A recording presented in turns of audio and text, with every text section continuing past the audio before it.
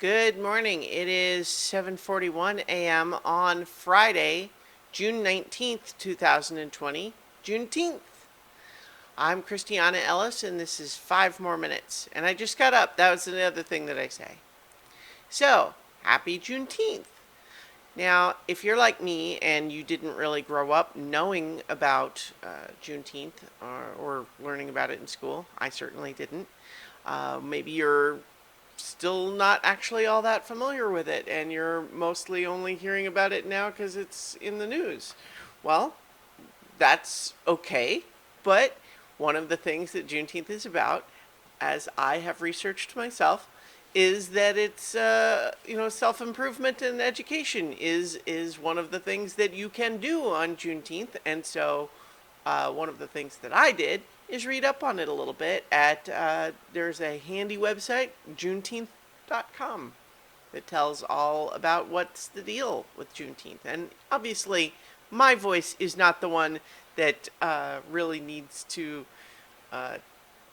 explain all about what Juneteenth is. But the basic concept of it is that although the Emancipation Proclamation, which took place during the Civil War, technically freed the slaves in 1863, there were places all over the country that were still, the slaves had not actually officially been freed, because even if the Emancipation Proclamation said that they should be, there were places where that news was either kept from people or the slave owners refused to obey it and that sort of thing.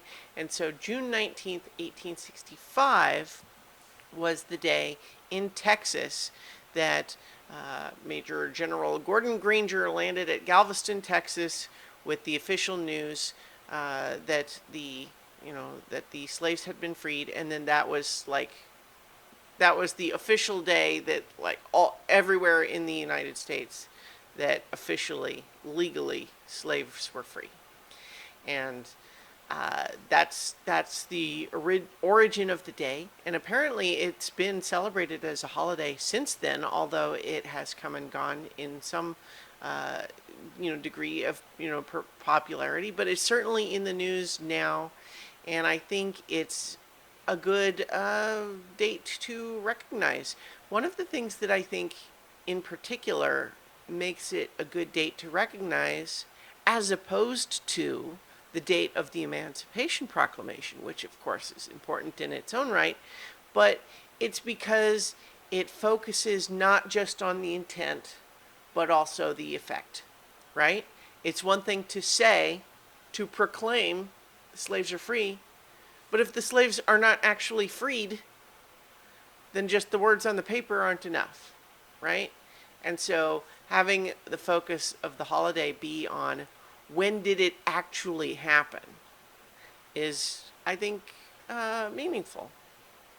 So I, again, obviously am not an expert on this thing. I didn't grow up learning about it, but I've tried to educate myself somewhat. And like I said, there's lots of interesting resources in history at Juneteenth.com. So maybe check that out if you, like me, were not actually already all that familiar with it.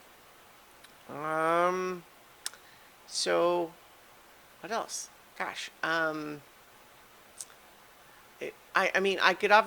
could talk more about what I've learned about, but to some extent, I feel like that's, it's not me that needs to tell you all about it. Although, I guess it's me that wants to encourage you to learn what you can about it if you don't already know. And you know what? Maybe you're sitting there feeling like, what? I know all this stuff already. I don't need Christiana to tell me about Juneteenth. I know it, and I'm going to say that's great. I'm glad that you do. I maybe sound like a dummy to you, but my guess is that there are a lot of people like me who are certainly interested in principle, and yet just really never learned about it. And this is something that I think, I had heard bits and pieces here and there, but I felt like this year was a good opportunity to, learn more about it. And yeah, so I urge you to go and check that out if you haven't already. And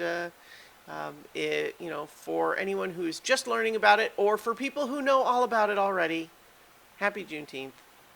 And go and do something helpful to make the world a better place. And I'll talk to you all tomorrow for 5 more minutes.